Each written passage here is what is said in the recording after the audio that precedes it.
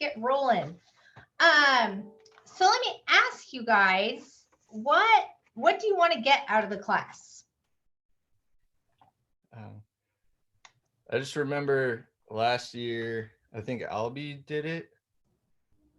And I just thought it was beneficial to get kick-started for next year and kind of got me focused on what to do, because usually January is kind of slow with holidays and stuff, but it helped focus on what to do now to prepare for later next year. Yeah, absolutely. What about you, Sarah? So this is probably the thing about running a business that I have the ultimate hardest time with. So I guess I'm here to get as much hand holding as possible. Okay. Awesome. All right, good deal. If I days off for a second, I have people in the waiting room, so I have to let them in. All right, well, that sounds perfect. So I think when it comes to a business plan and goals, it's one of those things where I think it's simple. I think the simpler you keep it, the more effective that it is. And I don't believe one size fits all. I think there are some brokers like Boney Matthews, for example, who's a top producing broker. And Boney spends days on his business plan. Like he oftentimes will go out of town and get in a hotel room for 3 days. And it's a very, very involved, in-depth business plan. For somebody like me, that would never work. Then you have somebody like Josh Hall, and his business plan is very simple, and it's more of a plan so he knows what he's doing when.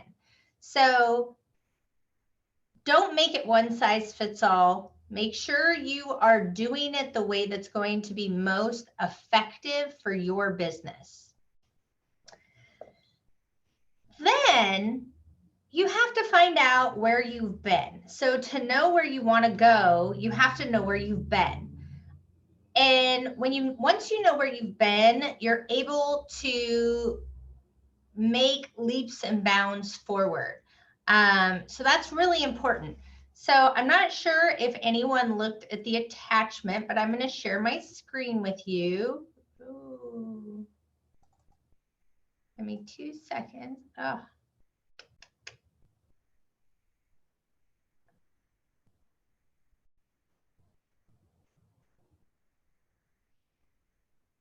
I had this all set up and then it disappeared.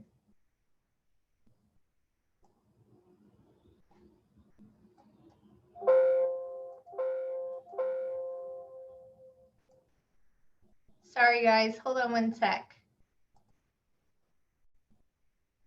I had a...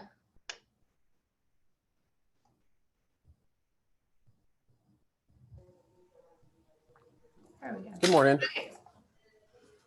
Good morning. All right, so we are on the actual business plan. If you didn't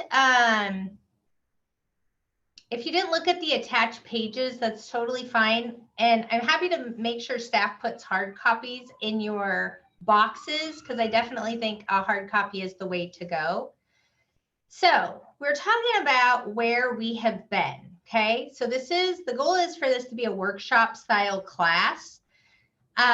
So does anybody have the wheel of life in front of them? And it's okay if you don't have it. I'm just going to adjust the class accordingly if you guys are watching it versus doing it. So who has the wheel? I have it. I'm going to switch over to my computer Zoom. So I'm going to disappear for just a second. Okay, perfect. And I'm more of a watcher this time. Okay. While I move stuff. Okay, well, I'll do my best to do like a hybrid of both. So for those of you that just joined us, we were just talking about to know where you're going, you have to know where you've been. Okay. So the wheel of life, you have to see it in the sense of, let's talk about financial. if this section here is a 1, okay, let's say you're totally broke, you're horrible with money, everything is awful, versus a 10 where you're really great with money, you have a strong savings, you have a good plan. So you have to rate yourself where you are with your current financial situation. Then when it comes to spiritual and contribution, whatever that means to you, I know a lot of people that have a lot of different beliefs, and all the really great, successful people I know and admire all have some type of spirituality and all contribute in their way, whether they're giving back to their community or giving back to the real estate community. They all seem to have like a heart of contribution. So, where are you currently at with that? What about physical? Have you taken the year of COVID and like got your running game on and been awesome, or have you been slacking off? What about personal development? What are you doing on a daily basis? Did anybody here, we all know Saul, right? We all know like Saul is an extremely extraordinary person. Did anybody watch Saul's session with Thatch 2 weeks ago? Yes, it was amazing. Wasn't it? So I have that video if anybody wants it. Can you forward it to me actually? Oh, What's that? I watched it, but if you have it, can you email it to me? Yeah. Forward it. Who's talking? Carlos. Yeah. Carlos. Okay, I'll send it to Carlos. Perfect. Thank you. So one thing that I think is phenomenal about Saul's journey is Saul always tells everyone he went to a Lou Tice seminar when he was 23.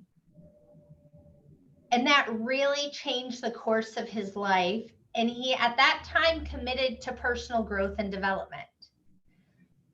For those of you that know Brian Buffini, and I have a little soft spot for Brian Buffini, I was talking to him, this, gosh, was probably, I don't know, 20 years ago, I think. I was probably like 20 years old. And I asked Brian Buffini what changed his life. Like, what was the one thing that really changed the direction of his life? And he said it was when he committed to personal growth and development.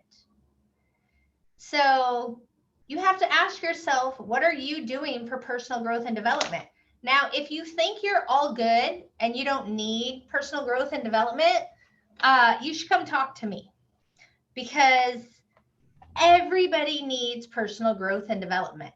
I am a huge advocate of daily affirmations. You know, who's worked here the longest? Who's on the call the longest? Teddy, Sarah. Well, Dayton, I've known you since birth. It takes a certain mindset and energy to be a broker. It takes a certain mindset and energy to manage the office. You'll never, ever come in and see me in a bad mood. It will never happen. Now, if you're at my house, that's a different story. But if you're at the office, it takes kind of a routine and a regimen. Sarah, if you wouldn't mind sharing for a quick moment, I love Sarah's example of what she's done this last year with meditation. Would you mind sharing? Sure. So it really all started with the book, The Miracle Morning, and I have a goal to do all of the steps in the Miracle Morning each day, but the yoga and meditation I have stuck to. I think I've missed 3 days this year. And I don't know. I've always had a hard time setting aside the time for myself and allowing myself to take that time, because I don't know. I'm just always want to be helping other people, and so I forget to take care of myself first. And the meditation and yoga have really helped with that. The yoga, I was doing it more for the mental effects, but like the physical effects have been pretty phenomenal. I'm so much stronger and more flexible, and I know that if I get into an accident or fall skating or whatever, I'm going to recover much more quickly or get less hurt than I would have otherwise. But it shows me that like the compound effect, 10 minutes a day can make such a huge difference if you're consistent with it. Like the yoga and meditation has definitely been a process over the past year, but 5-10 minutes a day can really change an aspect of your life if you really focus on it. And I was really shocked at how much 10 minutes of yoga a day could change my body and my mind. Nice. Thank you. Then we go to family. Where are you at with your family? Where are you at socially? Are you surrounded by good people? I know it's a different year and we're not supposed to be surrounded with a lot of people, but have you ever heard the phrase of show me your friends and I'll show you your future? So make sure you're hanging out with like-minded people. And then where are you at career? I hear a lot of people say, I want to make $100,000 a year. And my question is, are you doing what $100,000 a year earner should be doing every day? So you color in the wheel based on where you're currently at. And then look to say, okay, which ones do I want to improve? Some of these you might be very, very strong. And some of them you might be very weak. And that's okay. Self-reflection is such a gift if you're able to be that honest with yourself. And that's going to help you know where you're strong and where you might have a bit of weakness and what you need to work on. Sometimes when we get used to where things are, we stop dreaming, we stop growing, and we get complacent. But we are the only ones that can make that change. Any questions so far? All right. So the next concept is going to be my why. I think these pages are the most powerful. Okay, it's easy to say, I want to make $100,000 a year, or I want to make $250,000 a year. But why? If you make, who's open to sharing their goal?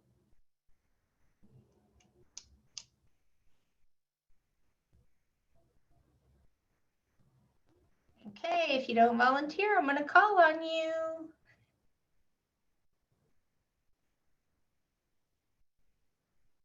Carlos. My goal for the end of this year or for 2021? 21. I have a few goals written out. Open them real quick. Okay. So to accomplish by 2021, I didn't actually make one for next year. I just made a 2021 and for 2023. Okay. But for 2021, by the end of this year and the beginning of next year, one of which was to become independent. I was living with my family still, Okay. about a month ago, and I was able to move out. So I'm now living on my own. Nice. Still working on learning all the John Scott fundamentals. Okay. Begin creating my own brand. Identify, create strategies to obtain leads, strategies to turn leads into buyers and sellers. I'm slowly working on that with Jason. Build a network of lenders, insurance, and also working on getting a workforce. So laborers, get a good source of contractors and things like that. And become knowledgeable in an area. Okay. Do you have a financial goal? Yes. So my financial goal for next year is to generate about 250,000. 250,000. Okay. Which is about 2 properties per month. Okay. Working with buyers. So let me ask you a question. Yeah. Let's say it's December of 2021 and you make 200,000, not 250. Are you okay with that? Yeah, for being in my second year in real estate, I think that would be awesome. Okay. Now let me ask you, if you make this much money, why is that important to you? What does it do for your life? Financial freedom is what my ultimate goal is. What does that mean? What does financial freedom mean? To have more income than what I am spending in my expenses. And then what do you do with that extra money? Keep investing with other things and help others if need be. Okay. So, and thank you, Carlos. I really appreciate you sharing, because sometimes that's not easy. Walking through your goals like this is so important, you guys, because the more clear you are, the more likely you are to achieve your goal. You have to know your why. Numbers, they can be exciting, but when you're getting off track, sometimes a number of 200,000 doesn't fulfill me to get me on track. So I know for me, if I fulfill my goals, it's going to impact my children, whether we're going on a vacation or I'm buying another investment property. I always try to really think about my why. And why is this goal so important to me? Not just the number. And then, and I don't even know if this is, yeah, it's on here. Who will benefit from my achievement? This is part of goal setting that changes your chemistry. This is part of goal setting that you oftentimes, like Sarah said, it's easier for her to give to others than kind of give to herself. And I'm probably saying that wrong, but I hope you guys know what I mean. When you talk about making money and living life, it's oftentimes more moving when you're thinking about who else besides yourself is it going to affect. Okay. Does anybody want to share what their why is?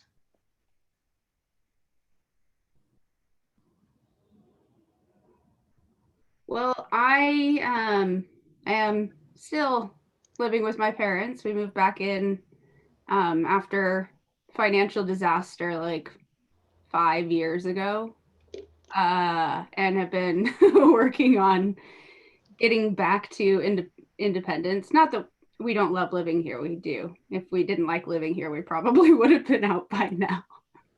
But my goal is to buy a house next year, and hopefully be able to live in it within 6 months of buying it, because it might need some work. Okay. Awesome. And that's huge. Anyone else want to share their why?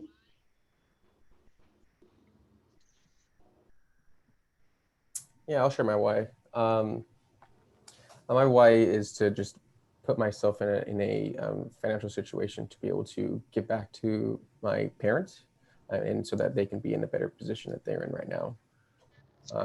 Coming from, family where they both have their own business. Mom's got her own hair salon, of course, given the circumstances now.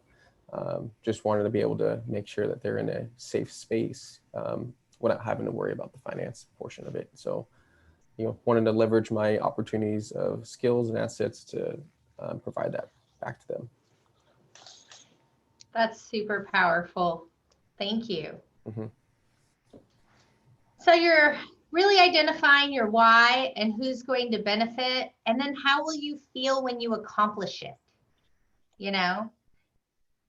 And doing this exercise once or twice a year at a minimum, but at least in December, I think really helps you become moved. And it's kind of like when you make an offer on a property and we tell you to do a love letter, and it identifies and personifies the buyer. This is doing that with your goals. So it makes it so much more powerful than just besides a number. Now we get in to the 2 or 3 things you would like to do, be, or have in the following areas in 2021. So we're going to pause from the sheet for a minute. Is anyone familiar with the book or the concept be, do, have? It was a book by Daryl Rutherford. Be, do, have. Does anybody know what that means?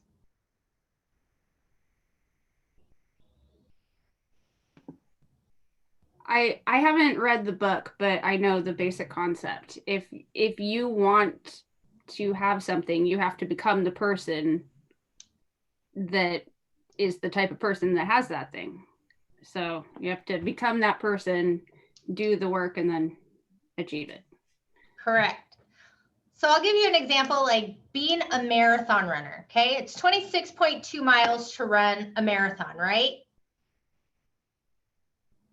So be, do, have. Having is completing the marathon, right? That's accomplishing the goal.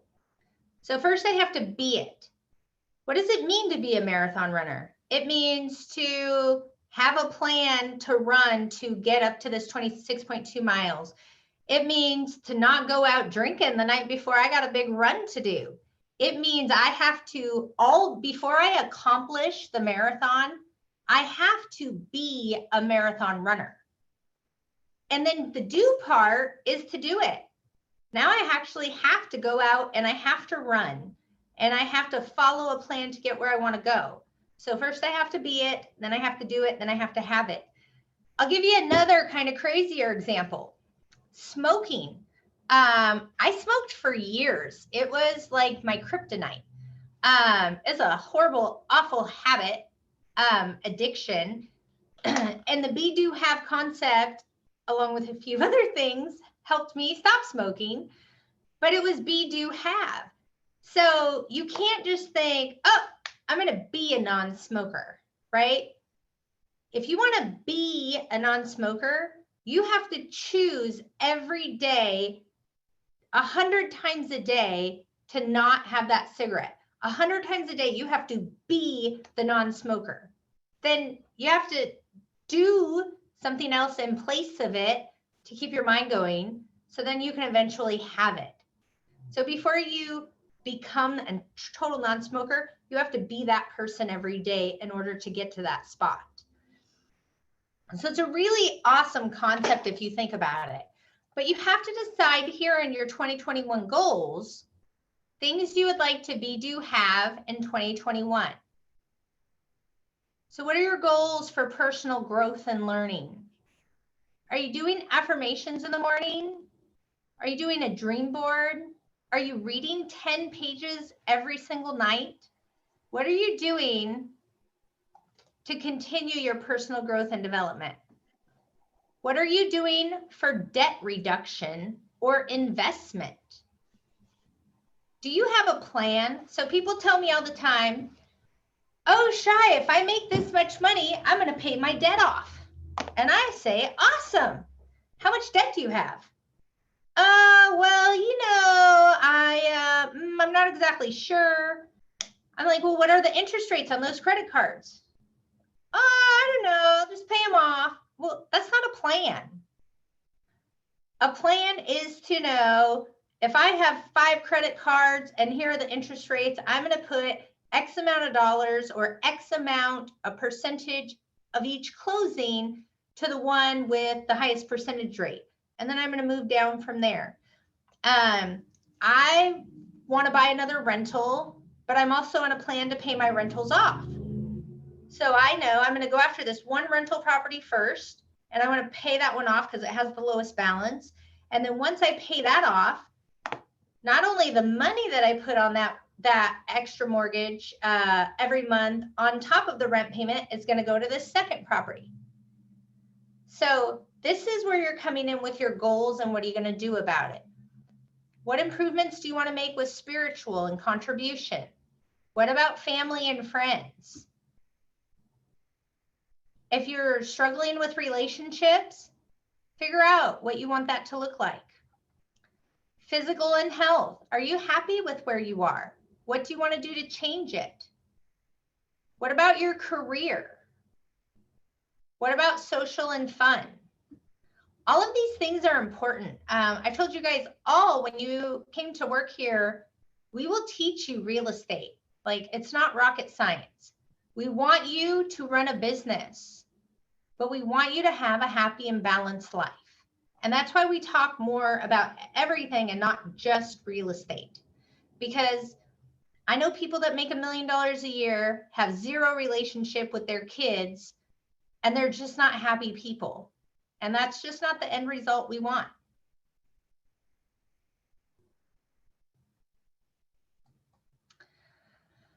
All right.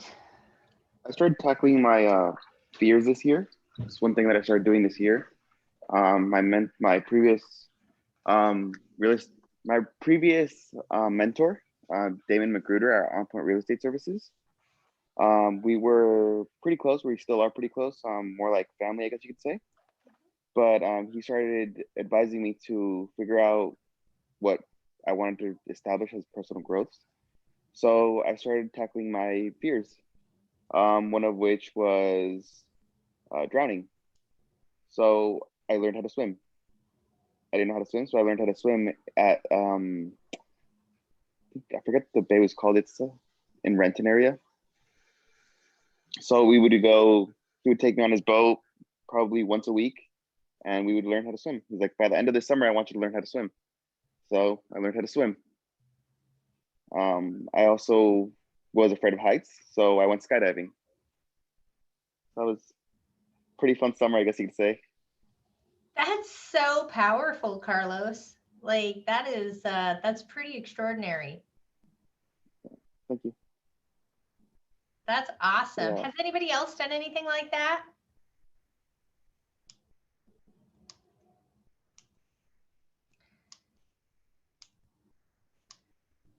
So back in the day here in the office, because we went through lots of trends here and there, we used to fire walk.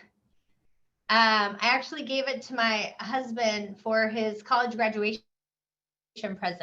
And it was actually Colin Noya's dad who was kind of into it. And we would go do a 5-hour workshop and fire walk and you know, those powerful things that really challenge you mentally and physically, really, they can change your life. What's a fire walk? Is it really just walking on fire? It really is. So people will tell you that, oh, it's special types of coals or rock that don't transfer heat. Bullshit. It is about 20-25 feet long. When you get there, it's, you know, it's dug out in a yard, and it's like a long skinny fire pit. So the wood is stacked about 6 feet high, and it's about 20-25 feet long.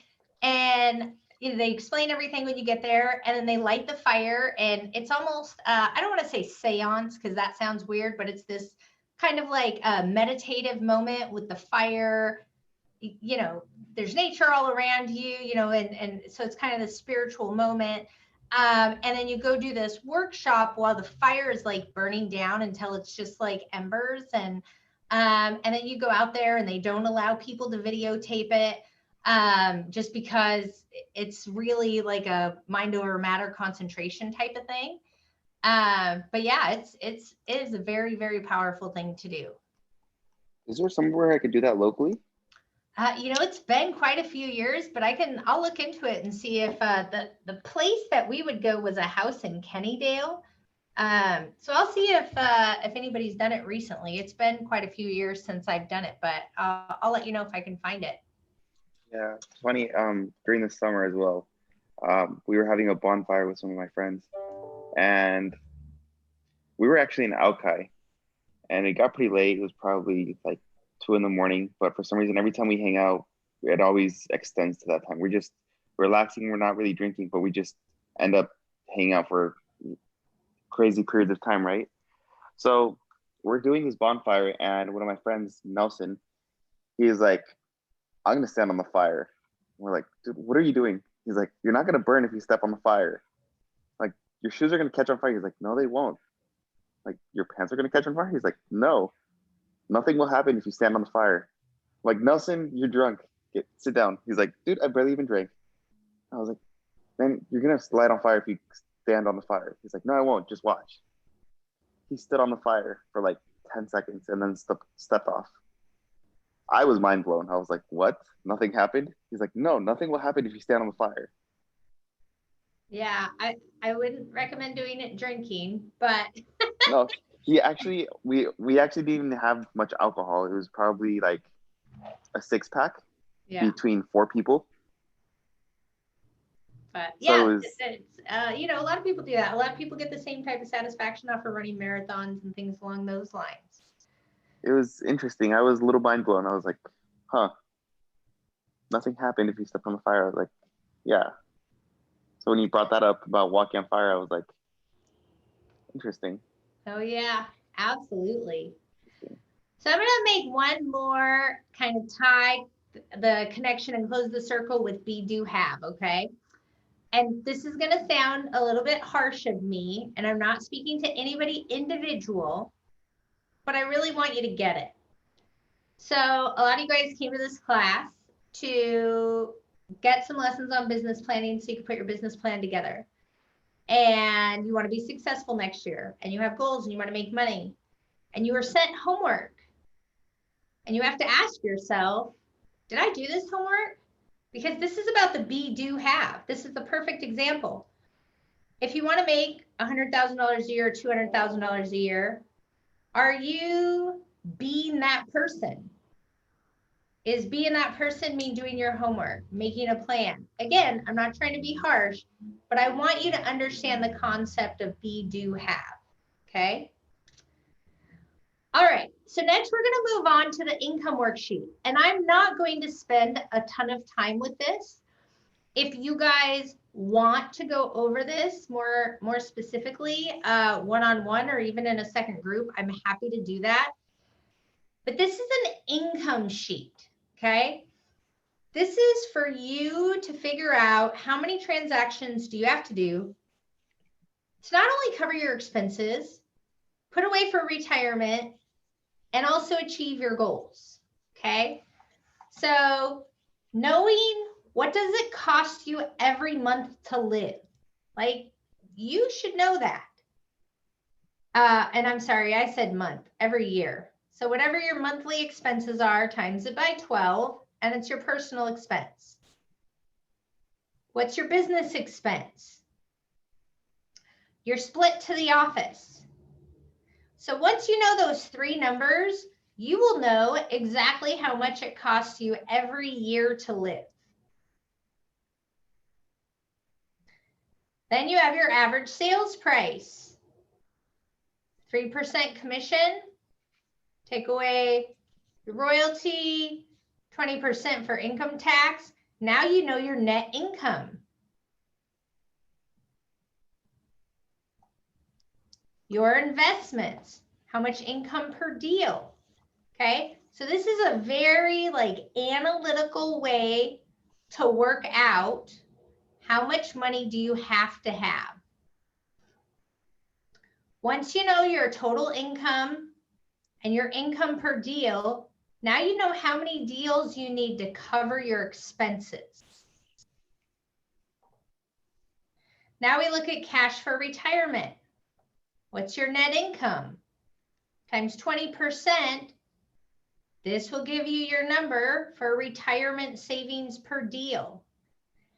I know you guys, including me, we're young. We're not 65. If you're not thinking about how you're going to retire, you need to start thinking about it. I don't want to see people make a ton of money in real estate and live this wonderful, happy life, and they retire at whatever age they choose to do so, and now their lifestyles just drastically changed because they didn't save their money correctly. Now you know your retirement savings per deals times how many deals needed to cover your expenses. And then this will give you your total earning retirement savings. So this isn't just for a right now budget. This is for you to know, how much do I have to make to cover my bills? How much do I want to put away to retirement? What do I need to do to get there?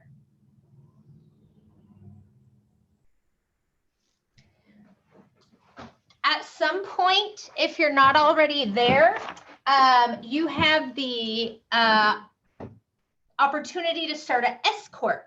When you should talk to your accountant, but when, you know, I've always learned that when you start making $75,000 to $80,000 a year, talk to your accountant about an S Corp. What that can potentially do is save you about 15.3% on self-employment tax. When you start an S Corp, you can start a 401k. You can put a minimum, maximum of $18,500, and then there's some additional funds you can put in based on what your income was for the year. But that's a really great opportunity to have a goal to get to a place to be an S Corp, and then to max out your 401k every year. And then maybe throw some investment properties in there. Now, this is your realtor business plan worksheet, okay? This is based on a 40-hour week, but what's your desired income? If your desired income, let's say, is $150,000 a year, divide that by 11. I know there's 12 months in a year, and I know none of you work all 12 months. Then you can divide it by 4.3 for a work week. Divide it by 5 for the day. And you can go down here and you can figure out your average commission per unit, number of deals required, average sales price, your close volume. This is a super powerful sheet. What I love about this sheet years ago, because I'm very money driven, is I found out how much I was worth by prospecting every hour. It's oftentimes hard to prospect, especially the way that I grew up prospecting, where it was like cold calling and pounding the phones. But if you figured all of this out and you had a really good, strong year, and you figured out, oh, when I prospect, I make about $900 an hour or $800 an hour. I bet you that's going to really help your prospecting. So for me, that's what was very powerful about this sheet.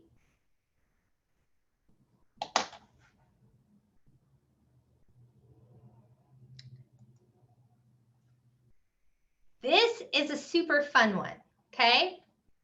Where did your deals come from, buyers and sellers, in 2020? And then where do you want them to come from in 2021? So I was meeting with a broker who has a fairly successful business. She's probably been in the business for about 7 years. And what she noticed is she has about 200 people in her database. And at the last 3 years, the number of deals she's getting from her database is going down. But her number of referrals are going up. Now, her business comes exclusively from her database. If you have 200 people in your database and you're getting 25 deals a year for 5 years in a row, that's 125 people. So 125 out of those 200, if they have bought or sold a home, they're not going to do it next year. The average person moves every 7 years. So now you have to figure out, if I'm really tapping my database and I'm doing an extraordinary job, you have to add people to your database, and then you have to figure out how to get more referrals.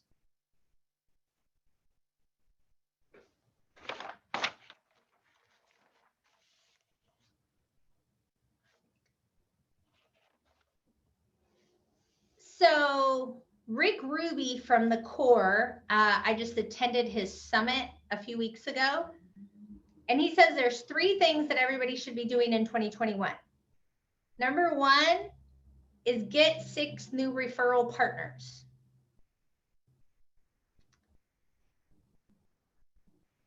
Realize, people, I can't tell you how many times I've gotten a phone call from someone in my database that says, hey, my sister wants to sell her house.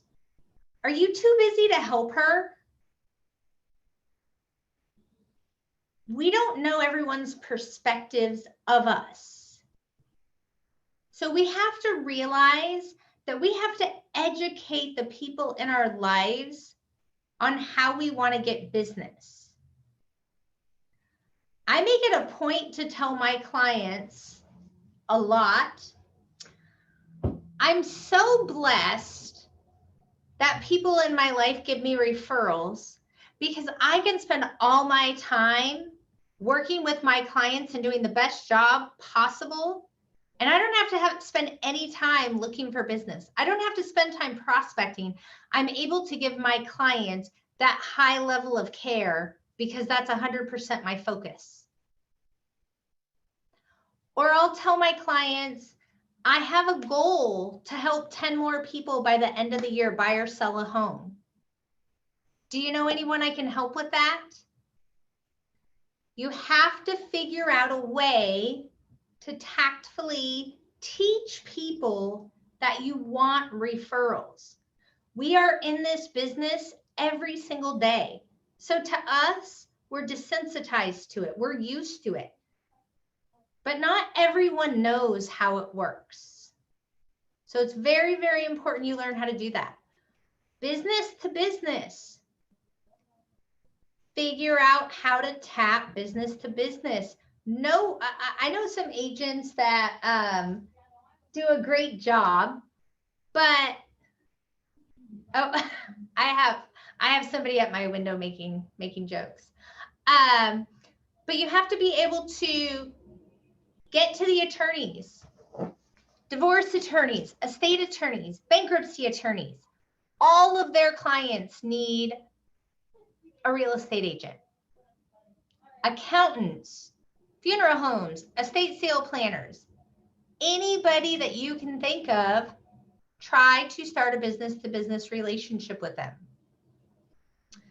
The number 2 thing Rick Ruby said was have a 5-day calling plan. You need to make sure that lead generation is in your calendar every single day. It's just one of those things where it's a compound effect. It's a numbers game. So do you guys know who Apollo Ono is? Right? Is he a how do you say it? Multi-medal winning Olympian championship? So years ago, we brought Apollo Ono in as a motivational speaker. And his father had sent him away basically to this like very remote place where he could skate every day for like 10 hours a day. And he talked about having a schedule of what he was doing.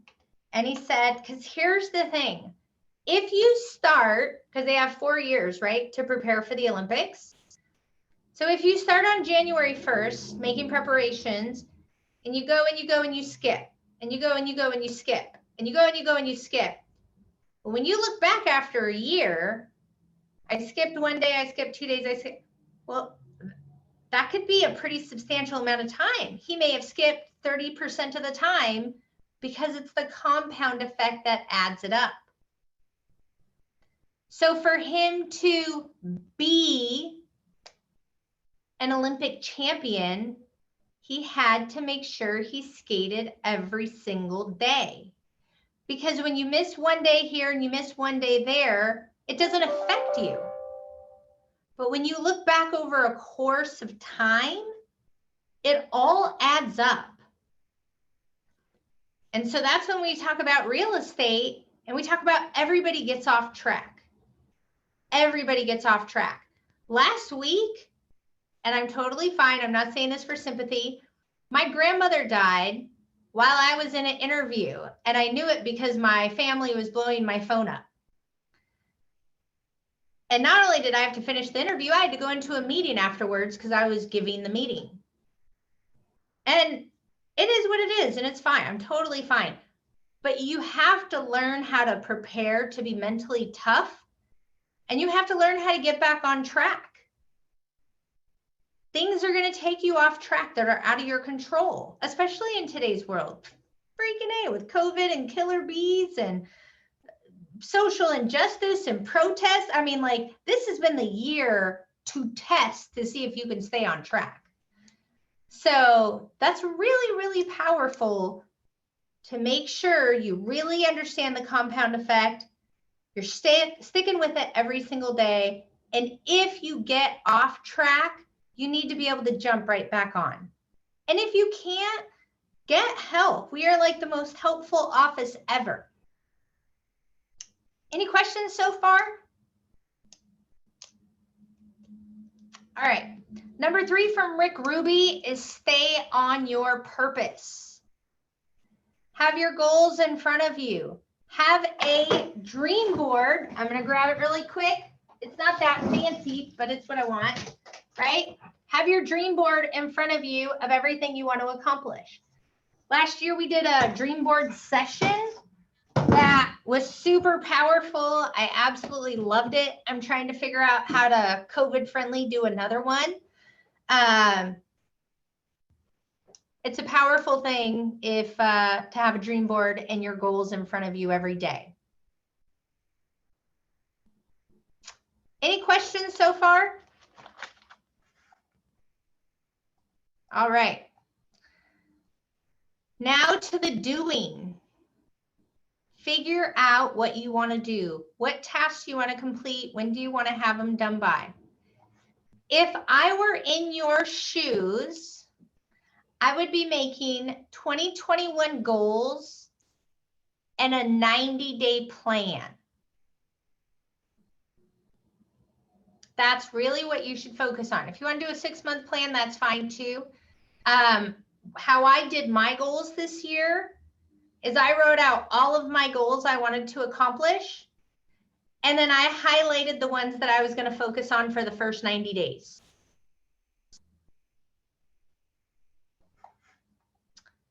And this will give you a list of what you can do for all of your goals, okay? It's just the same page. Here's a format for your schedule.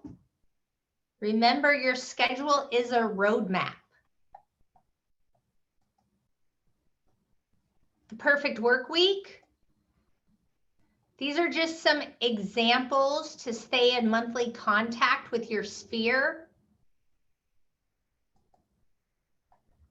Your client engagement plan and a marketing plan. So we are going to be sending out Josh Hall's 2021 business plan for those of you that watched it on Tuesday. But this is Josh's 2021 plan. So I'm going to zoom in just a hair. Okay. So Josh Hall is a top 1% broker. Okay. Over $1 million a year. So last year, his goal for 2020 was 114 transactions. So he wanted 65 of those transactions to be from his database. And here are his postcards, okay? So January 14th, he's going to send out a map of homes with pins on it. Remember how he talked about evidence of success? January 28th, he's going to send out his dinner invites. This is a event that he does with his clients. Now, granted, this is in January of 2020. So in February, he was going to send out another proof of success. March 26th, referral program. This is not rocket science, folks. All this is his boom, boom, boom plan of what postcards he's going to send on what date. Okay, this is $1 million producer. Now he does his e-newsletters. All that means is he has buy side and his housing updates going out. Okay, so just between these things, he is touching his sphere 3 times a month. Remember, you get 125 free mailers from the office. So take advantage of it. These are Josh's events. Now, events look very different this year. However, we've had lots of people do pie pickups or pie deliveries. You can get pies for between $2.50 at Walmart to $5 from Costco. We have a lot of people doing poinsettia drop-offs. You can get 4 for $18. Like this, don't think just because he is $1 million producer, he spends a ton of money. Josh is very, very frugal.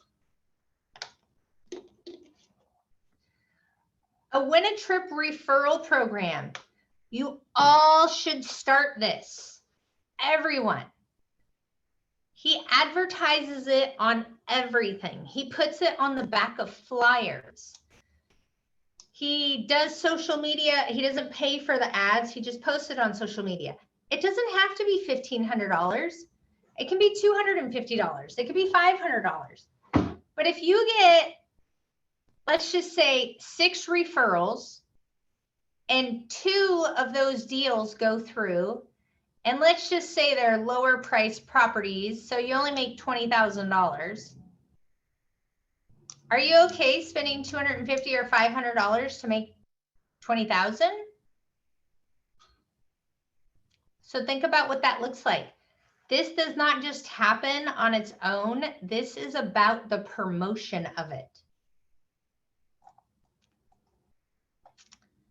What are you going to do for pop buys? So holidays, okay?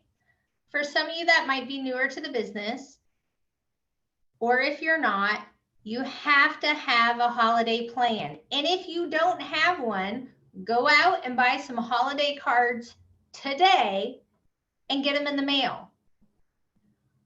Call your database. Do a wellness check. Don't talk about real estate. Just call them and ask them how they're doing. Or wait until the first week of January and do Happy New Year calls. It's not a bad thing. The whole point is to deepen relationships with people. Letters and HUD statements at the end of the year. Again, this is the easiest. You can email it, which then it's free, or you have to mail it. And I don't know, let's say it costs you $1. But anybody that closes on a property, they're going to have their HUD or their settlement statement to give to their accountant. So you can mail it to them every year at the end of the year as just part of your plan, and it will help them out tremendously. Surveys. You have to have some kind of plan for reviews. Even if you've never sold a house, people know you. People know if you're punctual, trustworthy, a hard worker. Those things matter. You can have people review you and talk about what a hard worker you are, even if they've never bought or sold a house with you. And then Josh has programs to develop. Okay. The other thing I want to share with you, and you guys have all seen this multiple times, so I won't go through the whole thing, but is the annual marketing plan. Go through this list and you could circle in January, I'm going to do this, and January, February, March. This right here is your first quarter marketing plan. And then you make sure you have all your people on housing updates and buy side, which staff can do it for you if you're busy. But the time is to stop thinking about it and start doing it. Shy, where can we find that at? I So who wants it? Okay, so Carlos wants Thatch's and Saul's video, and Nikhil wants the marketing calendar. Yeah. Okay. Please.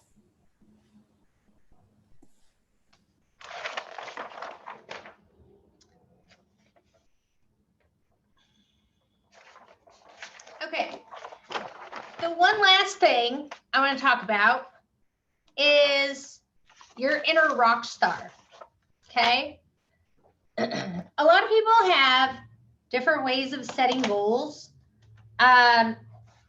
For me, for example, when I was a student, I was one of those like crazy people that would pull all-nighters and study like crazy because I had to get an A. And growing up, I could study so hard. I'd spend so much time preparing, but my goal in my head was to get a B. Now, if I got a B, I would have been pissed off. But I wanted that goal to be a B because if I got an A, I'd be happy. But if I got a B, I wouldn't be disappointed, which does not work. Okay. When you're writing your goals, you do have to think big. You have to push yourself to think bigger. And sometimes it can be a little hard on your drunk monkey, that voice inside of your head that's like, you can't do that. How could you do that? So if you have that problem, I want you to look at your inner rock star. Just like Carlos sharing about having these fears and then what he did to overcome it, that should be in the forefront of Carlos's head all the time. That not only did he have the audacity to do it, he had the courage to do it, and he kept with it regardless of how fearful he was. So think about something in life you've accomplished. And it doesn't have to be money. It doesn't have to be a house. It can be anything. Maybe you volunteered at a food bank one time and you helped all these people and it made you feel great. Whatever that looks like, sometimes you have to say, okay, what have I done? What have I accomplished? What is my inner rock star?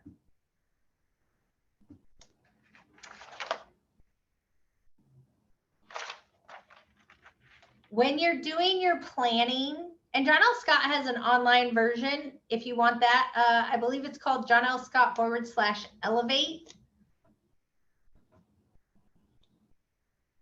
It's a much longer, more transactional type of plan.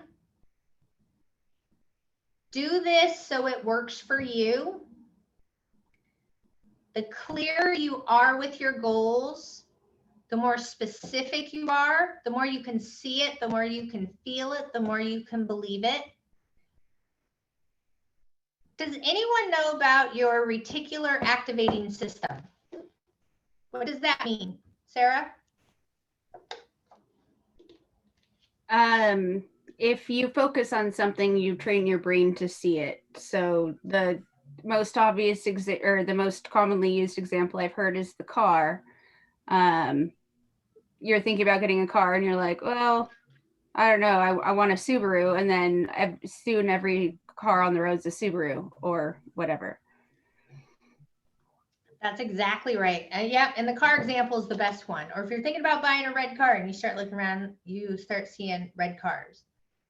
So realize goals go really hand in hand with that.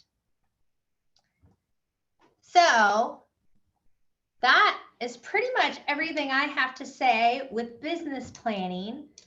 Do you guys have comments, questions, challenges, anything you want to bring up?